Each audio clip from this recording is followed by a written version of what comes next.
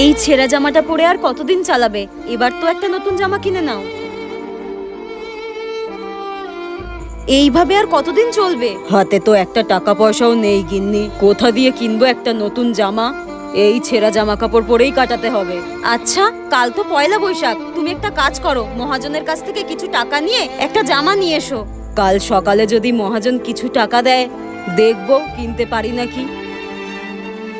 ও বাবা, বাবা, ও মামা, কালকে তো পয়লা বৈশাখ, এই বছর তোমরা আমার জন্য নতুন জামা কিনবে তো? হ্যাঁ। চুপ কর। কোন বছরই তোমরা আমাকে পয়লা বৈশাখে নতুন জামা কিনে দাও না, এবছর কিন্তু আমার পয়লা বৈশাখে নতুন জামা চাই, আমাকে কিনে দিতেই হবে। আচ্ছা মা, আচ্ছা, এবছর পয়লা বৈশাখে তোকে একটা নতুন জামা কিনে দেবো, এবার খুশি তো? হ্যাঁ হ্যাঁ, খুব খুশি, খুব খুশি, ঠিক আছে। পাগলি মেয়ে একটা। ঠিক এইরকমই নতুন বছর হয়তো সবার কাছে নতুন হতে পারে না।